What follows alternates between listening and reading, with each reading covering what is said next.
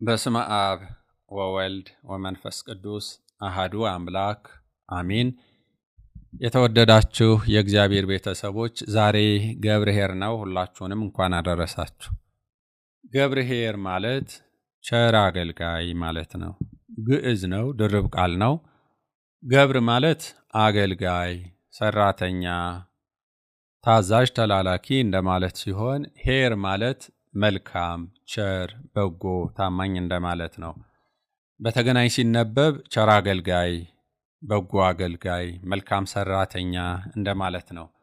በወንጌላችን የማቴዎስ ወንጌል ምዕራፍ 25 ቁጥር 14 ጀምራችሁ ስታነቡ የአንድ ባለጠጋ ሰውና የአገልጋዮቹ ታሪክ አለ። ይሄንን መነሻ አድርጎ አባታችን ቅዱስ ያሬድ ስድስተኛውን የጾማችን ሰንበት ገብርኄር ብሎታል። ለአባቶቻችን ጥበብን ምስጢርን የገለጠ እግዚአብሔር ለእኛም ይግለጥልንና ይሄንን በተመለከተ አጠር ላሉ ደቂቃዎች እንነጋገራለን። በመጀመሪያ እንደው ባጭሩ ታሪኩ ምን ይመስላል የሚለው እናያለን። የተለመደ ቢሆንም ለመነሻ እንዲሆነን ከንባቡ ትንሽ እንወስዳለን። ቀጥሎ ግን በተደጋጋሚ የሚነሱ አሉ። በተለይ ወደ መጨረሻ ላይ የምናያቸው ናቸው። ወደ ጌታህ ደስታ ግባ የሚል አለ፣ ላለው ይጨመርለታል የሚል አለ። እነዚህ ሃይማኖታዊ ትርጉም ያላቸው ናቸው።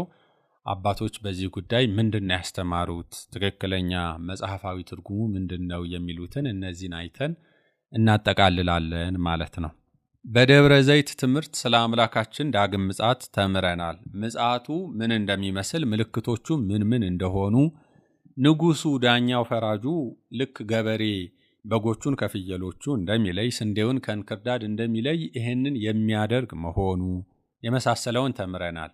መንፈስ ቅዱስ ስራው ግሩም ነው። ታሪክን ከታሪክ ነገርን ከነገር ምስጢርን ከምስጢር ያገናኛልና ደብረ ዘይትን ተከትሎ ገብርኄር መሆኑ እንዲሁ ቅደም ተከተል ብቻ ሳይሆን የምስጢር ተያያዥነትም አለው። የሚገርመው ክብር ይግባውና የማቴዎስ ወንጌል ምዕራፍ 25 ከቁጥር 1 ጀምራችሁ ሙሉውን ስታነቡት ስለ 10 ደናግል ይናገራል። 5ቱ ትጉሃን ጎበዞች፣ 5ቱ ደግሞ ሰነፎች ናቸው። የምታውቁት ታሪክ ነው። በዚህ ታሪክ ውስጥ 5ቱ ሰነፎች በሩ ከተዘጋ በኋላ አንኳኩተዋል።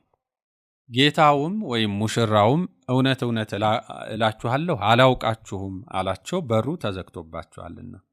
ይህን ምሳሌ ነግሮ ሲጨርስ አምላካችን ምን አለ? የሰው ልጅ የሚመጣበትን ቀኒቱንና ሌሊቱን አታውቁምና ነቅታችሁ ትጉህ ሆናችሁ ጠብቁ ይላል። ከዚህ አስከትሎ ነው እንግዲህ የዛሬውን የሚያመጣው። መንገድ እንደሚሄድ አገልጋዮቹንም ሰራተኞቹንም ጠርቶ ያተርፉበት ዘንድ ገንዘቡን እንደሚሰጣቸው እንደ አንድ ባለጠጋ ይሆናል። ምን? የሰው ልጅ አመጣጥ ወይም ዳግም ምጽአት እንደዚያ ይሆናል። አገልጋዮቹን ጠራቸውና እያንዳንዱን አቅሙን ስለሚያውቅ ለእያንዳንዱ እንደ አቅሙ ለአንዱ 5፣ ለአንዱ 2፣ ለአንዱ ደግሞ 1 መክሊት ሰጣቸው። እኔ እስከምመለስ ድረስ አተርፋችሁ ራሳችሁንም ችላችሁበት አተርፋችሁ ትመልሳላችሁ ብሎ ይህንን ሰጥቷቸው ወደ ሩቅ አገር ሄደ ነው ታሪኩ። 5 መክሊት ወርቅ የተቀበለው እንደምታውቁት ወጥቶ ወርዶ ደክሞ ጥሮ ግሮ ሌላ 5 መክሊት አተረፈና ጌታው ሲመጣ ይኸው ጌታዬ ብሎ ያስረከበውን ታሪኩን ታውቁታላችሁ በደንብ። 2 መክሊት የተቀበለውም እንደዚሁ ወጥቶ ወርዶ ደክሞ ጥሮ ግሮ ሌላ 2 አተረፈ። 1 መክሊት የተቀበለው ደግሞ ቀበረው። በዚህ ጊዜ ጌታው ከብዙ ዘመን በኋላ ይላል መጽሐፉ፣ ዘመኑ ቁጥሩን አልተናገረም። ይህም ያው ራሱን የቻለ ምክንያት አለው። ከብዙ ዘመን በኋላ ያ ባለጠጋ ሰው መጥቶ አገልጋዮቹን ጠርቶ ጠየቃቸው፣ ተቆጣጠራቸው። ወርቄ የሰጠኋችሁ ገንዘብ ምን አደረሳችሁት ብሎ ጠየቃቸው ነው። እንዳልነው ባለ 5 መክሊቱ መጀመሪያ ቀረበ። ጌታዬ 5 መክሊት ሰጥተኸኝ ነበር፣ እነሆ ሌላ 5 መክሊት አተረፍኩኝ ብሎ በድምሩ 10 ማለት ነው። ከሰጠኸኝ ላይ ሌላ 5 አተረፍኩ ብሎ 5 መክሊት አስረከበ፣ ሰጠ ይላል። ልብ በሉ፣ ስንት ሰጠ? 5። ባለ ሁለቱም እንደዚሁ 2 መክሊት ሰጥተኸኝ አልነበረምን? እነሆ ሌላ 2 አተረፍኩ ብሎ አቀረበ። የድካሙን ሪፖርት አቀረበ ወይም ለጌታው ማለት ነው። ባለ 1 መክሊቱ ሲጠራ ግን አንተ ካልዘራህበት የምታጭድ ካልበተንህበት የምትሰበስብ ጨካኝ ሰው እንደሆንህ አውቃለሁና ወርቅህን ቀብሬዋለሁ፣ እነሆ አፈር ቆፍሬ ቀብሬዋለሁ ብሎ አውጥቶ ሰጠ ይላል። አሁን በዚህ አጭር ታሪክ ውስጥ በጣም የሚገርሙ ነገሮች አሉ። እነዚያን እንመለከታለን። በመጀመሪያ ግን በጥቅሉ ስንት መክሊት ወርቅ እንደሰጠ ልብ በሉ። 5 ሰጠ፣ ሌላ 2 ሰጠ፣ 7 ይሆናል። በመጨረሻም ለአንዱ 1 ሰጠ፣ 8 ሰጠ። ስለዚህ እጥፍ ቢያተርፉ ሁሉም የራሳቸው የተሰጣቸውን ያህል ቢያተርፉ 16 መክሊት ይጠበቃል። ይሄ ግን አልሆነም። እንደምታውቁት የመጨረሻው ወርቁን ስለቀበረው የነበረው መክሊት 1 መክሊት ወርቅ ራሱን ነው የመለሰው። ስለዚህ 15 መክሊት ወርቅ ተመለሰ። መመለሱ ብቻ አይደለም፣ ንግግሩም ከባድ ነው። በመጀመሪያ እንደው ሃይማኖታዊ ትንታኔውን ጉዳይ እንመጣበታለን፣ አበው የሚያስተምሩትን ግን እንዲሁ ሊትራሊ ውሰዱትና አንድ ሰው ወርቅን ከገበያ ማውጣት ወይም ከስራ ማውጣት ማለት ለምሳሌ አሁን ባለው ኢኮኖሚ የአንድ ሀገር ኢኮኖሚ እንግዲህ ከተሰጣቸው ከ8 መክሊት ወርቅ አንዱ ማለት ስንት ማለት ነው? እስኪ ሂሳቡን ስሩት። 12.5% አካባቢ ይሆናል ካልተሳሳትኩኝ። እንበልና በአንድ ሀገር ኢኮኖሚ የኢትዮጵያን ኢኮኖሚ እንደምሳሌ ውሰዱ። ኦር ማንኛውንም እንደው በሀብት የበለጸጉም ሌሎች ሀገሮችንም ልትወስዱ ትችላላችሁ። 12.5% ገበያ ላይ ከሚዘዋወረው ፋይናንስ ውስጥ ኦር ማርኬት ውስጥ ካለው ገንዘብ ውስጥ 12.5% ፑል አውት አድርጋችሁ ብታወጡ የዚህ ሀገር መንግስት የሚታገስ ይመስላችኋል? ዝም የሚል ይመስላችኋል? አይልም። ለምን? ማርኬቱን ሾክ ያደርጋል። በጣም ሂውጅ ገንዘብ ነው። በነገራችን ላይ የኢኮኖሚክስ ባለሙያዎች ትኖራላችሁ ወይም ሌሎቻችሁም የኢኮኖሚክስ ባክግራውንድ ይኖራችኋል። ከአንድ ማርኬት ውስጥ 10% ያህል ወር ከዚያ በላይ ገንዘብ ከማርኬት ፑል አውት ተደርጎ ወጣ ማለት ኢኮኖሚክ ሾክ ይፈጥራል። ቀላል አይደለም። በሌሎች ሀገሮች ታሪክ አይታችሁት ይሆናል ብዬ እገምታለሁ። እንደው እንመጣበታለን ሃይማኖታዊውን ኢሹ። ሊትራሊ በራሱ ስናየው ትልቅ ጥፋት ነው ማለት ነው። ወርቅ የሚቀበር አይደለም። ሰዎች ቢያጌጡበት ሊያጌጡበት የሚገባ ወደ ገንዘብ ቢለወጥ ደግሞ ገንዘብ ሆኖ የሰውን ሕይወት ከረሃብ ከቸነፈር ከመሳሰለው ሊያድን የሚችል ነው። ሃይማኖታዊውን ስናይ ደግሞ ወርቅ ምን ማለት እንደሆነ ታውቃላችሁ። ንጽህና ነው፣ ክብር ነው። በብዙ ነገር ይመሰላል ወርቅ በቤተ ክርስቲያናችን። ይህንን ታውቃላችሁ። ወደዚያ ትንታኔ ከገባን በጣም ስለሚሰፋ እንዲሁ እንደው ቃላዊውን ፕሌን የሆነውን ይዘን እንሄድና ይሄ ሰው ወርቁን ቀበረ ማለት ነው። በገንዘብ ስንተምነው አሁን እንዳልነው 12% በላይ ያለው ነው። በሰዎች ስንመዝነው ደግሞ ገንዘብ አደራ ከተቀበሉ ሰዎች መካከል 3 ናቸው። ወደ 33 or 34% አካባቢ ገደማው ገንዘቡን ቀብረዋል ማለት ነው። ይሄ ቀላል አይደለም። እንዲሁ እንደው አሁን ተራ ስሌቱን ነው እያየን ያለ ነው። 34% ህዝብ ገንዘቡን ቀበረ ማለት ቀላል ኪሳራ አይደለም። ስለዚህ ያንን ባይለጠጋ ልቆጣ ቢል እውነትም የሚያስቆጣው ነው ማለት ነው። እንዲሁ በእኛ ሚዛንና አሁን ዓለም በሚመራበት ኢኮኖሚክስ እንኳን ብንመዝነው ለማለት ፈልጌ ነው። ይሄ ሰው ግን ገንዘቡን ከመቅበርም በላይ ደግሞ ተሳደበ።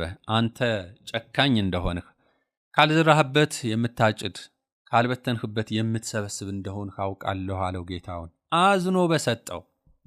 ይሄ ስሜት የሚገባችሁ ወዳጄ እንደው ከምትቸገር ይሄንን መጽሐፍ አንብበው፣ ከ6 ወር በኋላ አንብበህ ትመልስልኛለህ ያላችሁ ሰው መጽሐፉን ከ6 ወር በኋላ ስትጠይቁት ሲሰድባችሁ፣ ወይ ደግሞ አንተ ስራ ፈተህ ከምትቀመጥ የኔ ማሽን ብዙ ኢንቨስት ያደረጋችሁበት ማሽን ይሄ ማሽን ስራበት አምርትበት ከወር በኋላ ትሰጠኛለህ ብላችሁ ንብረታችሁን የሰጣችሁትን ሰው ስትጠይቁት መልሶ ሲከሳችሁ፣ ወይ ደግሞ ልጅህን ዳርበት፣ ልጅህን መርቅበት፣ ተስካር አውጣበት፣ ቀብር አስፈጽምበት፣ ትዳር ያዝበት ብላችሁ ለአንድ ወዳጃችሁ ገንዘብ ሰጥታችሁ ገንዘባችሁ እንዲመለስላችሁ ስትጠይቁ በእናንተ ላይ ጠላትነት ሲነሳ ይሄ ስሜት ትረዱታላችሁ። ይሄ ባለጠጋ የገጠመው እንዲህ ያለ ነው። ባለጠጋውም በጣም አዘነ።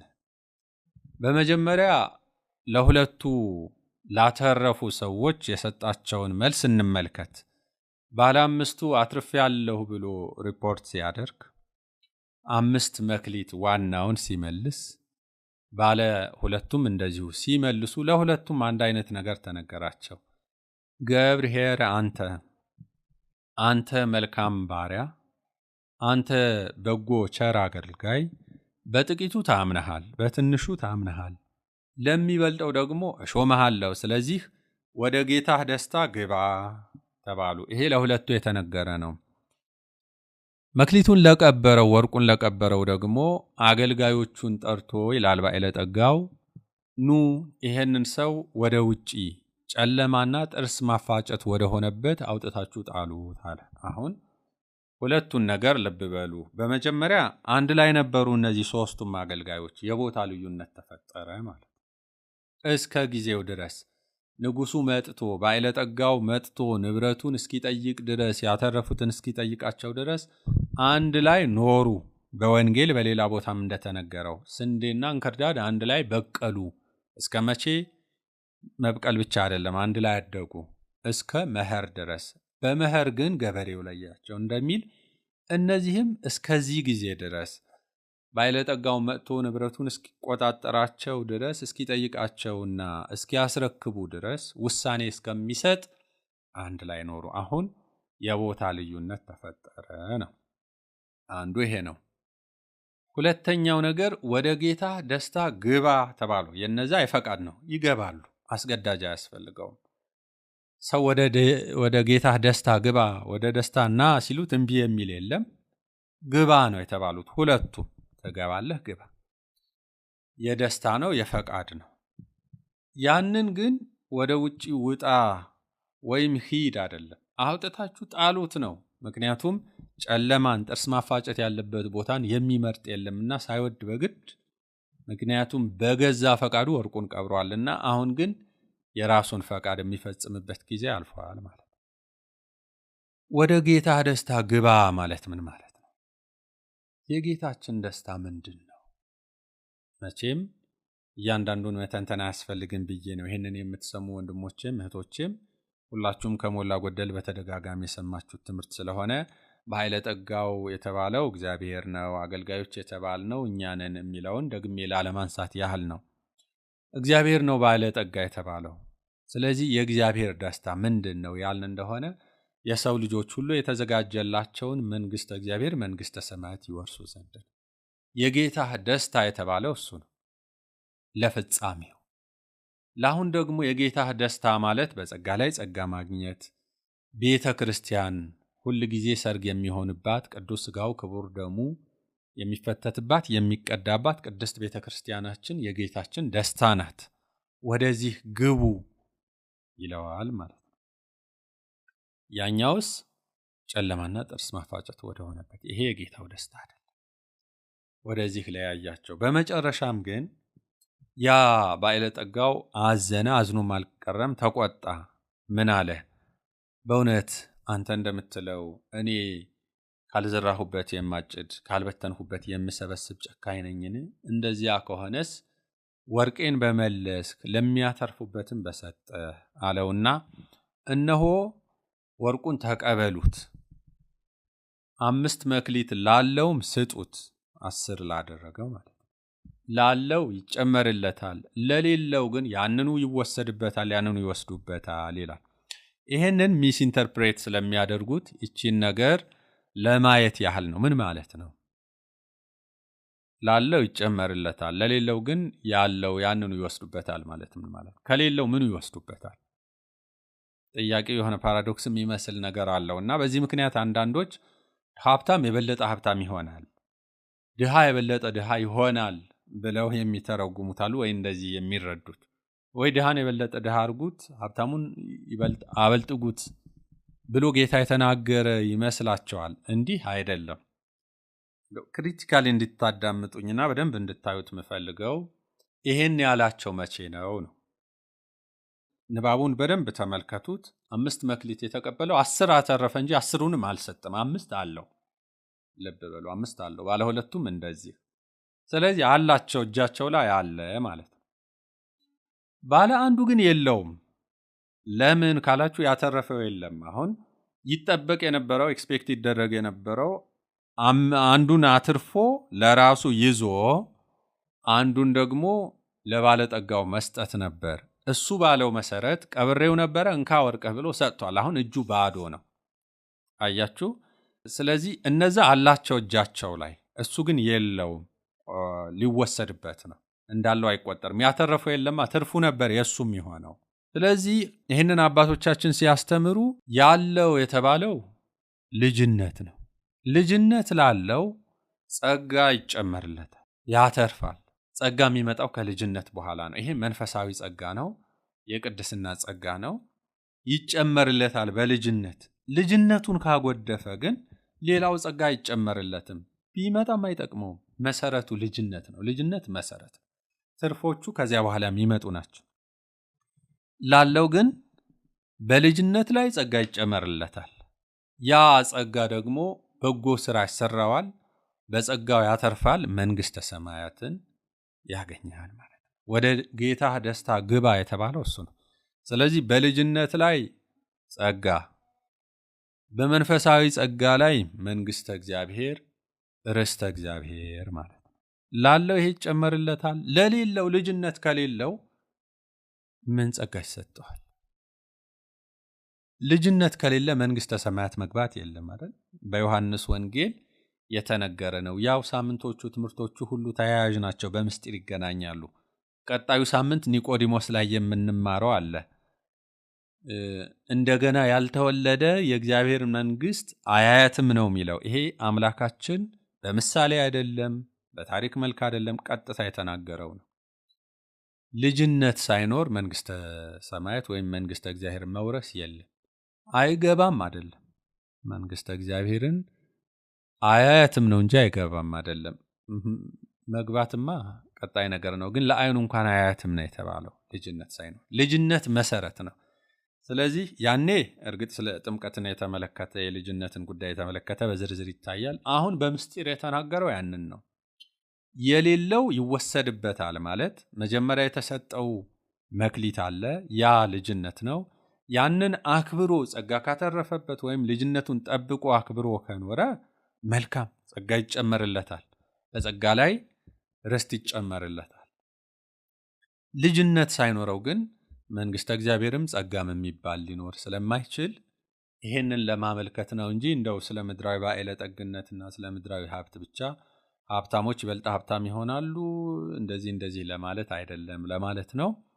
እንግዲህ ወደ ጌታ ደስታ ግባ ተብሏልና እኛም በጎ ስራ ሰርተን በተሰጠን መክሊት አትርፈን ወደ ጌታችን ደስታ ለመግባት አምላካችን በቸርነቱ ያብቃን ሁላችንንም። ስብሐት ለእግዚአብሔር ወለወላዲቱ ድንግል ወለመስቀሉ